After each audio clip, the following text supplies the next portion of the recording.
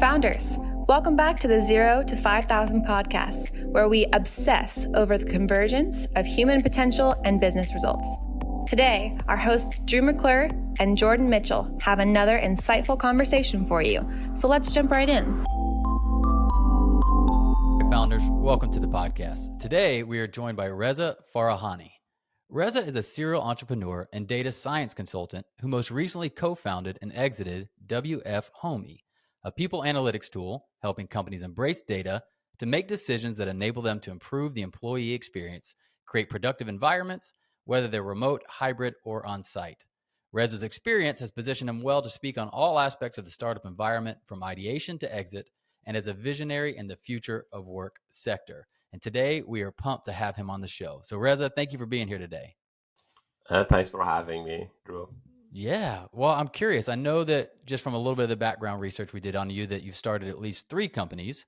And how in the world did you go from engineering and kind of just the data scientist of this to actually being a founder and entrepreneur yourself? Honestly, like the first startup was interesting. When I started, it was like I was 19, and Wow. I just did a kind of internship with another company, came out. I mean, like there was not much of a decision making. It's like, hey, I need to think about my future or what's happening. We just saw something. It's like, hey, how about like, a customer relationship management system? We didn't know that wording. Like we didn't know what is CRM. Just like, hey, somewhere to keep track of the customers. And like, and it's like, how about this is not something you install and you go on the web and that becomes CRM on cloud? Again, the wording, we didn't know that. So it's just kind of, that was the situation. And I called one of my friends like, hey, do you want to do it? It's like, let's do it. We went through an incubator, kind of called up a few of our friends.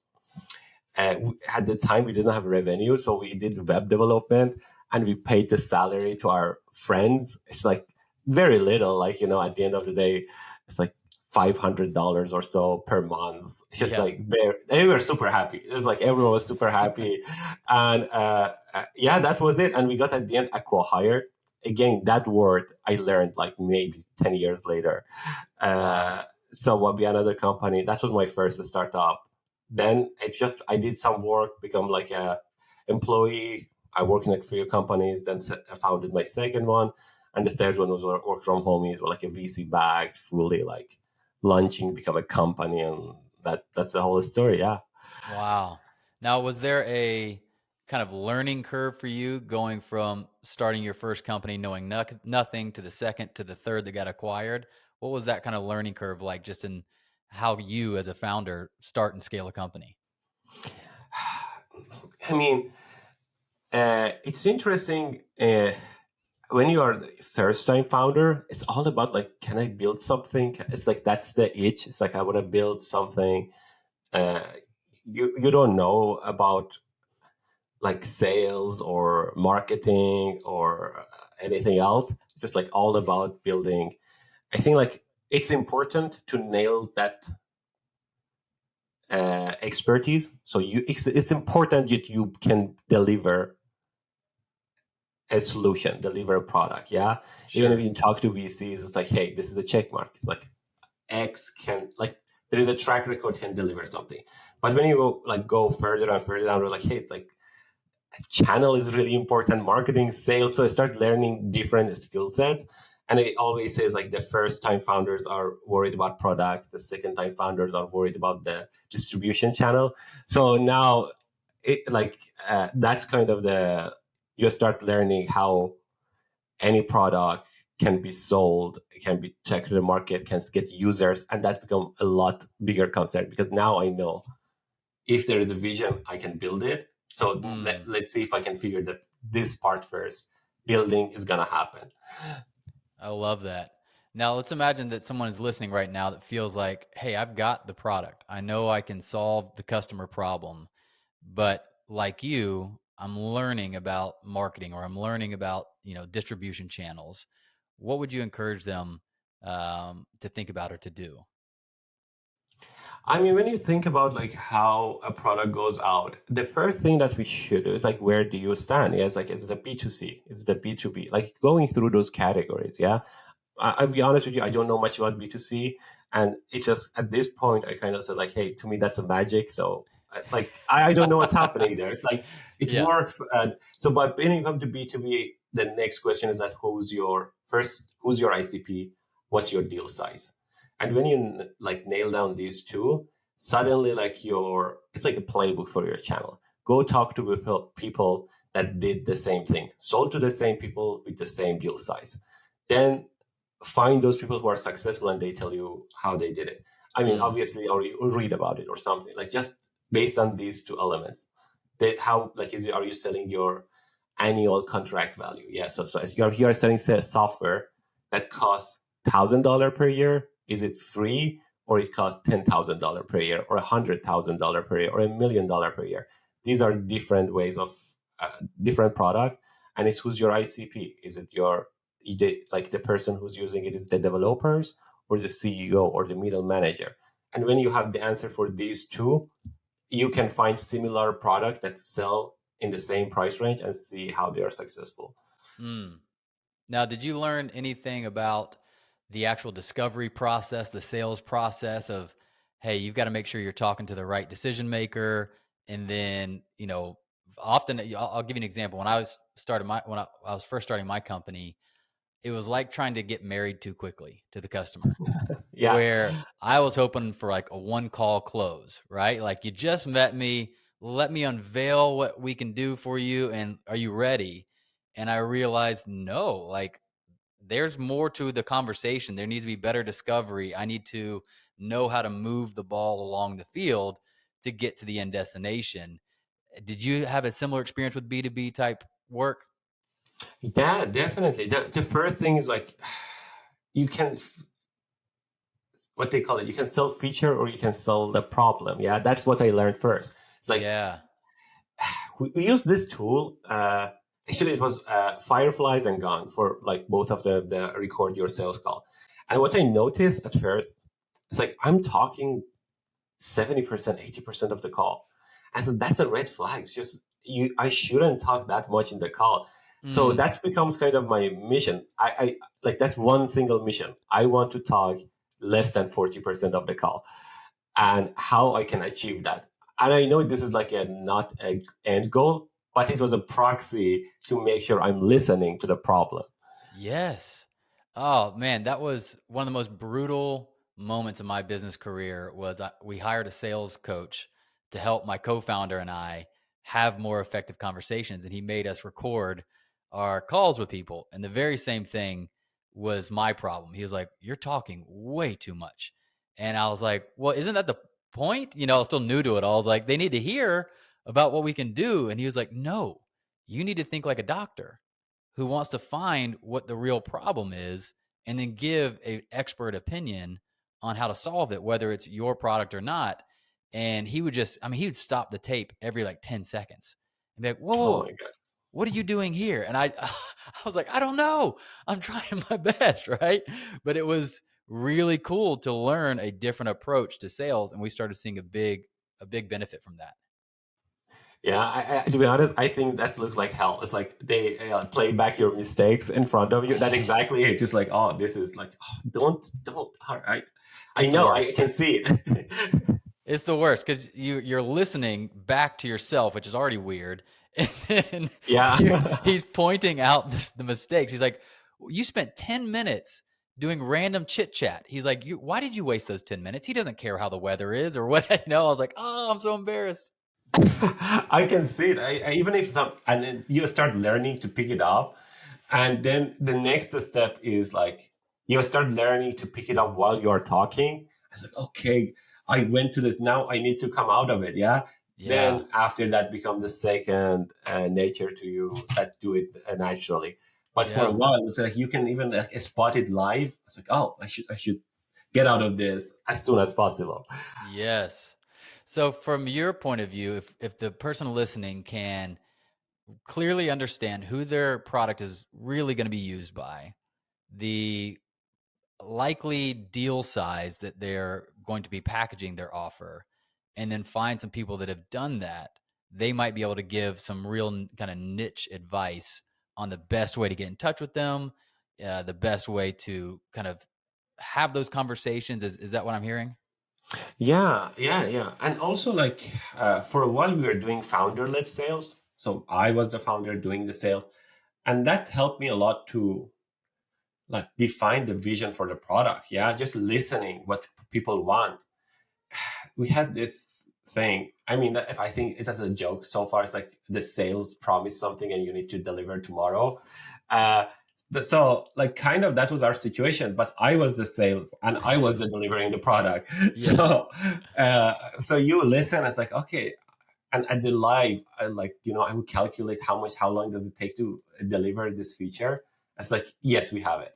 If they buy, it takes 2 weeks to onboard them. I can deliver this one in 2 weeks, so we will have it. So that's how actually we build the product, Yeah. And the other thing is, so first of all, listen. And the other thing we did that was useful and it's too risky is like every time we had like, for example, 8 feature, I would pitch a 9th feature that we didn't have, but said like if they how respond to it. Yeah. And if they respond to it, I would like back off or something. It's like, oh, it'll come later. But then I would collect information about what is like A/B testing about that feature with the customer. So it's kind of we merge the customer discovery and kind of the research and the sales into one communication. Because you are in a startup, you need to build the parachute while jumping out of the airplane. Yeah. Yes, I love that. I remember hearing. Are you familiar with Lewis Howes? He has a podcast called The School of Greatness. I heard the podcast. Yeah. So he had an example from way back when he was first getting started that he kept making the mistake of building something that he thought people wanted and then spending all the time selling it only to find out people didn't quite want it or didn't want it exactly like that. And so he kind of flipped it and said, I'm going to sell before I build. And so he would sell something, let's say like, hey, I'm going to put together this course on how to leverage LinkedIn for sales. And he wouldn't actually build the course until 100 people signed up. And he would say, okay, it's going to go live next month. And he would have a month to go out and build the course. But he said he saved all of that energy and even those resources to find out first, to make sure that people actually wanted it and even bought it before buying it. Now, obviously with businesses like yours, you could get in trouble if you have no product built by the time you're selling it. But the idea of that 9th feature is actually a really great idea, that you want to make sure people are even, excited about it before you and your team go and build something like that, right? Yeah, and specifically that you're a startup, like you want to be super efficient with your resources. Yeah. It's like, I don't want to build a feature that 3%, 5%, 10% of my user use. Yeah. Build a feature that, because if I'm building this, I'm not building something else. That's like the bottom line of it. Yeah.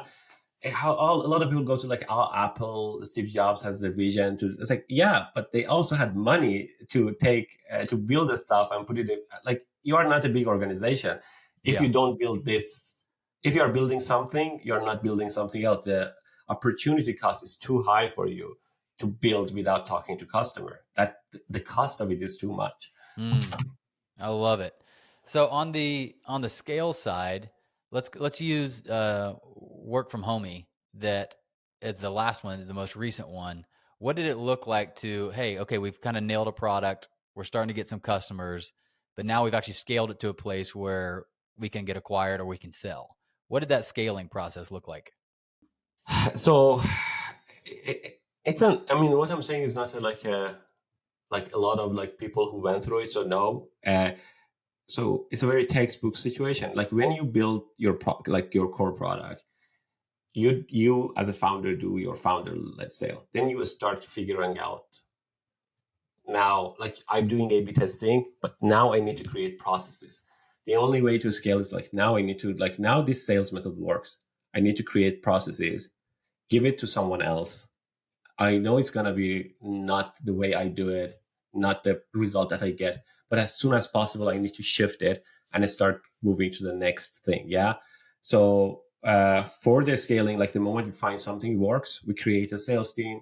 We gave it like the process to them. It's like, hey, this is what you do on the first call, second call. These are the ICP. These are how you reach to them. This is who are the people you want on a call. Like obviously, the stakeholder management, everything. I mean, if the deal went above a certain size, we would get involved, obviously, as a founder. But so that was like freed up to do something else. The next step for us was like, hey, this is good, but we need to like do it more. So we started doing something around a PLG. Like we build a product after that. It's like now we have this channel. When like this channel got up, like not automated, but we know the processes. We can hire people do it. Let's go build another channel, and that's how we start scaling. And the next channel for us after like direct sales was creating a PLG. That was like honestly like one of the most successful projects that we built. Interesting. Talk to me about that. What was the key difference there? Honestly, the idea of the product come with talking with one of the customers. The customer was one of the biggest fintech in Canada. I think the biggest fintech in Canada. The C-level, I was like, I just saw the person talking. I just like, I wish I had something like this. And I was like, oh, all right, let's see. And we went in 3 weeks build the product. It wasn't like there was a lot of like stuff that didn't work in that product, and there was stuff like it was kind of a house of cards situation, but it worked. The base of it worked, and it was so we kind of took that one. It's like, hey, how about this one? I just had it, it was there always, and we brought it. They start using it, and the thing that like, I don't know, have you heard of this one? Like, what's the difference between hype and something like the marketing push to the market? Is like, for example, do you know if VR is a hype or not? And so like, it doesn't matter if like 10,000 people will use it or 1 million people. It matters that the 10,000 who use it, they use it every day. And that was happening in that product. We said like, we have one customer, but they broke our server, how much they used it. I mean, that we didn't build it in a way that responded. So it's like, okay, there is something here. People are using it a lot. Yeah. And we doubled down on it. I mean, the code that we wrote in 3 weeks, we fully like throw out and rewrite the code from scratch so it will be scalable. But I mean, like we know that code is not scalable. We wanted to test, yeah. So that was kind of, and the idea was very simple. It was all about the channel. So always, I can get to the detail, but the whole thing was like a peer-to-peer appreciation. So me and you work in the same company. It's like, Drew, amazing job in the last podcast. But instead of like everyone think about it like a web platform, we did it fully on a Slack. So you didn't need to go out of a Slack to do it. On a Slack, it's like, Drew, this is a great job you did. And we could like create a lot of interaction between the user. The social element of that was very like make it something that people pride themselves on using.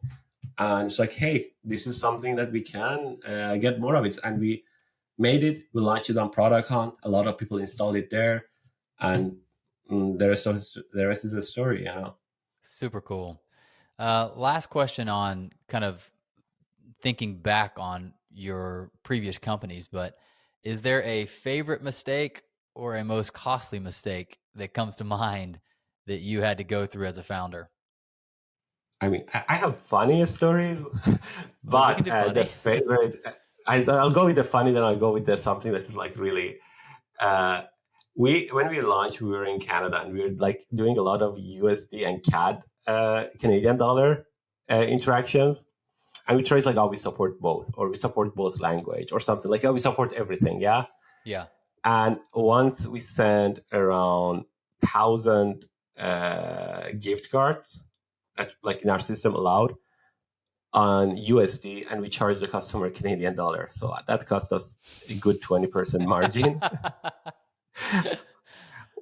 What we've learned is like, hey, let's not create redundancy in the system very soon. People can deal with one currency, one language for a while. Yeah. Yeah. Oh, that is brutal. Such a simple mistake that costs you so much money. Yeah, I mean, like we were, it's like frustrated, but there is not much we can do. So we moved on from it pretty quickly and just make sure we are learning, taking something from it. The second thing is like, as much as possible at the early stage of your startup, try to get, try not to hire more people, try to hire less, but effective people. So right now, if so, like, do you want like 5 mid-level developer or 1 senior? I'll take 1 senior. But that could change when you are going to the scale. Then you can start like higher, like you have more job. You can like, you need to start breaking the task and everything. You can start like, losing on this rule. But when you are starting the company, try to get less but more senior people. Yeah. Yeah. I mean, that makes sense that early on we get excited and just start hiring a bunch of people to get in the job and get in the work. But man, that's a lot of overhead that we're taking on versus, like you said, maybe one person that for a season could do the quality or the quantity of work of 3 people. That's going to be a lot more efficient use of your capital, right? Yeah. And the whole thing is, I'm very fond of this idea. It's like the seniority is nothing more than dealing with ambiguity. So when you start a startup, there are a lot of ambiguity. And like performing under uncertain conditions, a senior person have seen this a few times. Yeah. So even if you don't tell that person that exactly what you want, he had a good intuition what you want. Yeah. Yeah. Maybe a better intuition than you what you want. So that can fill the gaps for a while. But if you don't have that person, you need to start filling all the gaps yourself, and you're stretching yourself too thin. Yeah, I really like that. All right, let's move forward because I'm excited to hear, based on your expertise, your background, and the work you're involved in. You mentioned earlier not being sure, or whether something's hype or not. Let's talk about AI and the future of work for a minute. There's been some big updates, obviously, with Chat GPT and things like that. Where is your head at right now? Where do you think we're actually at in kind of the adoption curve or even the excitement that people are having around AI and work? Yeah, so that we talked like about the hype or what is not hype. One thing that when AI came in, become like the next release of ChatGPT and big like the large language models. I start talking to people like across like I like randomly, like I bring it up. It's like, do you use it? How often do you use it? And more than the other, like I hear it's like, I'm using it every day. I'm using ChatGPT or some sort of like AI model almost every day. It's like either you're a small business owner or you are a PM or you are a software developer.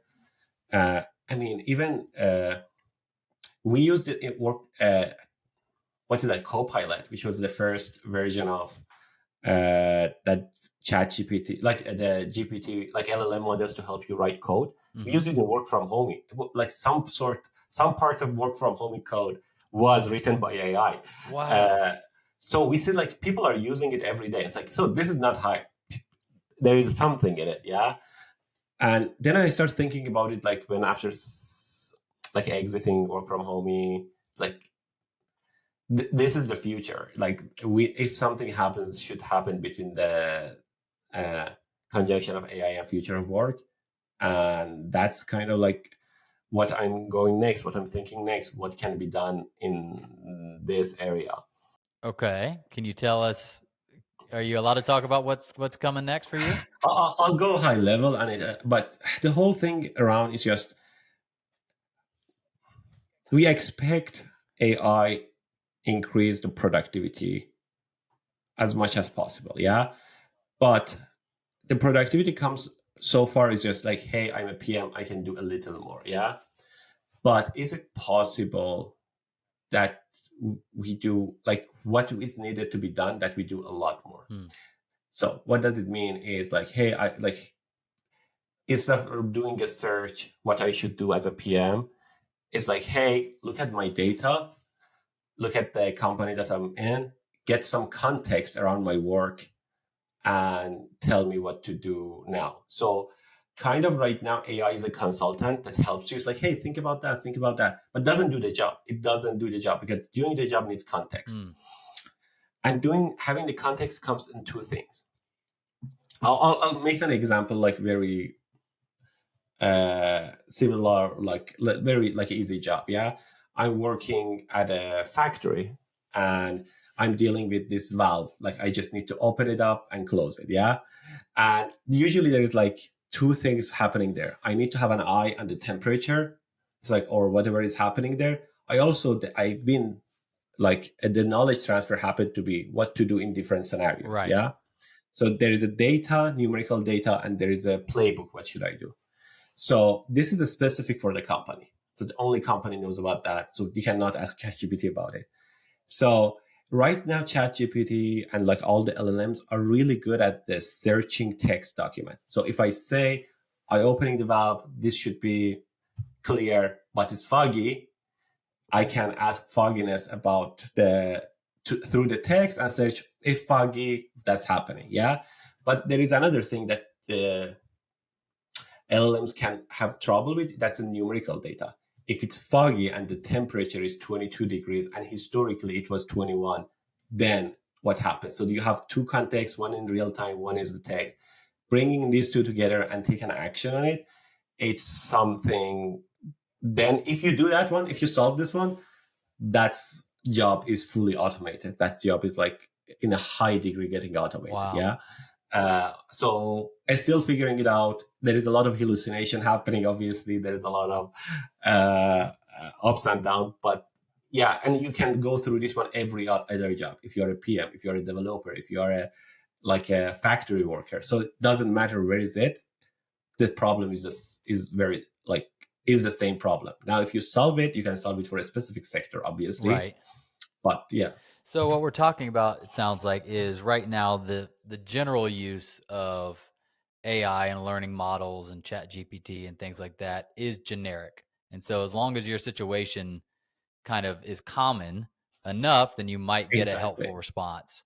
But that you are part of hopefully building something that would take someone's very specific context in mind and still be able to leverage the computing power and of AI. Is that kind of what I'm hearing? Yeah, exactly. So right now, AI, that's a really good description. It's like a reporter that works in a field. It's like, hey, what's happening in the oil and gas industry? It's like, it can tell you everything. Yeah. But when you go to the detail of it, it's like, what exactly is happening? They cannot give you an answer. It's proprietary data. No one knows. It's like 3 people work there. So it's impossible to get to that level of expertise in one field. Right. It's more of a generalist, even more than that's like a reporter, but but before going in, how we can make this one useful for a specific industries using the proprietary data that industry they have inside the firewalls. Now, in your opinion, I know there's a lot of hot kind of takes and debates on this and whatever, but some people see what's coming in the next 3 to 5 years as replacing most jobs. Others see it as enhancing current jobs. Where do you kind of, as you think about the future of work and how you're seeing it being utilized, how do you think about that conversation? It's interesting because it's, if you say it doesn't replace jobs, you're being too, I don't know, I said you're being too nice to everyone. It does replace jobs. It definitely does. Yeah. I mean, simple enough, you can talk. Again, we had developers using Copilot, so we had less developers. We had our blogs was work of the amount of blog post content we pushed in work from home, it was a lot more because we had AI helping us to do so. Yeah, we didn't copy paste it, but instead of 3 copywriters, we had 1 copywriter. So in a sense, it does replace it, but also at the same time creates new opportunities. And like right now we have like title like in like last 3 months, it's like prompt engineer. It's like that didn't exist 3 months ago. Yeah, yeah. It's like, what's a prompt engineer? So yeah, it does replace jobs a lot, and it would be a lot of jobs that get replaced, but it creates new, it improves the productivity, which is good for everyone. So, and enables a lot of people do more, their jobs much better. So Yeah. they're not handicapped by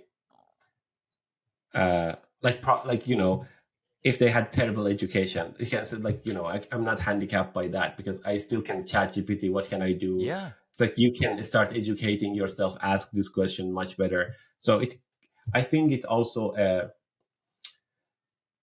playing, like it equals the like playing field a little bit for a lot of people. Yeah. So that's what happened with the internet. It's like the access to data get better, democratizing like access to data. It's like before that, if you want to be like a very eloquent writer, you probably needed to come from Ivy like school, or like very good, like someone who really taught you how to write really well. Yeah. That is like solved for you, so you can start focusing on what is the productive. Yeah. So I think it equals the playing field, so people should be happy about it more than worried. Yeah. No, I think you're right. I mean, I heard somebody say that most likely talking to the person who might be replaced by AI, they said, you won't be replaced by AI. You will be replaced by the person who knows how to use AI. And I thought that's pretty good. And then the other is that we're discounting the amount of opportunity that this, like you said, could open up. That yes, like every great tech innovation, certain things become obsolete, and that is very painful in the meantime. But it also usually creates new opportunities for new types of jobs to exist, that new skill sets emerge, new ideas come forth, that I think we could be excited about. I mean, I was playing with another business idea just a month ago, and I was like, let me just see, if ChatGPT can assist me. And so I just told it, hey, I'm thinking about starting this type of business for these type of people, for this type of product. Help me mind map how I would start this business. And that prompt alone spit out like 9 different things I need to be thinking about. That was like very intuitive. As a person who started a business, I was like, those are great 9 things I need to be thinking about. And it made the process, like you said, what if I had not had any business knowledge, but I knew to ask that question, you're infinitely more intelligent about approaching this idea you're playing around with when it forces you to think through these different lenses. And then I was like, okay. And I wrote up like a sales pitch that would go out in an email. And I said, hey, help me. I want to, help me refine this. I want to use this tone of voice. And I just kept working with it, instantaneously spitting back better and better sales pitches that were, my information and my writing, but just took it and enhanced it. And I was like you said, this is a huge leveling of the playing field by if you can learn this, right? Like one skill, learning to utilize AI in a way opens up 20 skills. Does that make sense? So you still have to learn the skill of how do I utilize AI, but it opens up all these other skills that you previously might have had to go to school for or spend years and money on, right? Yeah, for like sure, that's it. Like I'm experiencing that right now. It's like, hey, I'm doing a proposal. Like I was doing it recently, and this is like a big enterprise proposal, like 20 of the pages. And I have this long conversation with ChatGPT for a month, Yes. and I just keep it open. And I was thinking, like, I'm doing the work of like probably a sales team that has at least 3 people Yes. right now. At least, like, there is someone doing research, there is someone who's like leading the team, there is someone who bringing the material, there is an editor who's like making sure nothing is missing here. It's like, now I can do it, I don't need 3 people. Now a big organization and me a little can compete a little better for this proposal. Yeah. Yeah. I mean, even stuff like I got to a place where I said, hey, can you just give me a contract agreement? Like, I know it's not going to be legally binding or whatever, but just something that I could send out for people, whatever. And just it giving me that format like this and me plugging and playing was so fun. And I'll tell you one other fun example that isn't necessarily work related, but I was just having fun one day trying to explore AI. And I was thinking, where else could I use this? And every night, so I have 3 kids. I have a 10, a 9, and a 6-year-old. And my kids love for me to read them books, but they also I kind of had the blessing and the curse of being creative a few years ago, and I started creating my own stories for them. And so I would create these stories just off the cuff about each of them would be in the story, and they'd have to go to some magical forest and whatever. And it started becoming a lot where they're like, "Hey, come up with another one." I'm like, "I'm tired. I don't know what else to come up with." So, Reza, I went on ChatGPT and I said, "Give me 6 stories that are based around these 3 characters." And I put my kids' names in, their ages, their, girl, boy, whatever. And I gave themes. And I'd said, I would like it to have this story to have a theme of courage and resilience, and this story, whatever. It spit out 6 stories that were so good that I literally read them 6 nights in a row, and my kids were like, "Your stories are getting awesome." I was like, they're like, "Dad, did you write this?" And I was like, "Not really." Oh, But then I was able to come in and go, "Hey, this one's too scary. Can you change it?" And it would immediately update it. And I'd go, "Hey, I want this to have a longer scene around this." And it was just so, as a dad, this has nothing to do with a business. Just like as a dad, oh it my was God. arming me with these stories about courage, or stories like I had one about generosity. I was like, I really want my kids to Yeah. know generosity, but I want it to be in a fanciful, entertaining way. And so I said, "Hey, can you create me a fantasy story around generosity?" And it spit out this beautiful story. And I was like, dude, just this, like, that made my life so much more fun, getting to do that for my kids. That's such an interesting. I'll try it. Like I have a niece. I will to try Do it. to put it to work and see. And you have to assist it, right? Like it'll sit, Yeah. but like just being able to look at it and go, "Hey, can you make it more?" Like I said one time, I was like, "Can you make the fighting more fun or more magical?" Or, and one time I said, "Can you give them superpowers?" And it gave them each Wow. superpowers. And I was like, "All right, I want you to give." And so I just kept working with it, like you were on that open document. I just kept working with it, Yeah. and it kept getting better and better. And in like 20 minutes, I had fun stories to go impress my kids with. You should try to use the like make it a book. Use Mid Journey to do the I saw illustrations. that. Yeah, I saw that. I don't know. It scared me a little bit because I saw people like commenting like, "This is, you can't do this. This is fraud or copyright." I don't know how that works, but yeah, I've seen people create entire children's stories, go on Mid Journey, have the illustration printed out, and then they're selling it on Amazon. You know, uh, I mean, I'm not selling it on Amazon. I don't know how that works, but definitely for your for my kids, like kids, a yes, personal. Yeah, that would be that would fun. be That would be fun to create that your would own be book fun. just for you that's illustrated and all that kind of stuff. That would be fun. Yeah, for sure. That's yeah. I mean, the other thing that I heard recently, and like that was one of the things that like, people are using it every day. That's it. The other one, like I have a friend who's creator, and he makes these pins, like the stickers, and he said like he has like 20 of them, and it's like the hardest thing for me is come up with ideas, Mm, and it's like he's good at illustrating and everything, selling it, putting it, and was it I don't it's like I don't have more ideas. And so I put the 20 ideas that I really like, the successful ones, like produce more like like this. this. Yeah. And and there was one of them was like, hey, it would be it's not a big deal, but the person who's saying it's a deal. And it's like to that, it can understand that type of wordplay. It's Wow. like, wow, that's interesting. Yeah, And man. you're using it every day. It's like every day. It's like, all right, man. It's like, yeah, I'm sold. Well, that was the part that got me most excited, was like, where can it assist the creative process, right? Like, we always think about, and it makes sense. Like, okay, where could it replace the number crunching, and where could it replace the data collection? But like for the creative person, like you said, sometimes the hardest part is the next idea for the blog. But if you can tell it, "Hey, here's the topics I like to talk about. Here's the product, the problems I like to solve. Can you give me 10 ideas for blog posts?" That's so helpful for a creative person. I mean, like you say creative, and I think like even like some of the engineers is creative work, is problem solving, yeah. Yes. And like always like have this moment that are like I'm doing everything, this is great, and it goes down, and like maybe a few days I have like I'm done. There's nothing in my brain, and now I see I can do stuff more consistently Mm. because where I hit a roadblock, I start kind of like having the personal assistant that's like a second brain for you. It's like, hey, I need to move on. Let's use this one, and and so suddenly like it spits out ideas like, oh, okay, I know what to do now. Yeah. Just like kick starts your dead brain wave. It's like, okay, the new thoughts comes in. And it's like, okay, now go from here. Yes. Like it's something. It changes. It definitely changes, and people who become master of using this skill set are gonna like have a great time in the future. I love that. Awesome, man. Well, last thing is just what's got you most excited about what you're working on now and kind of what's coming up in your world?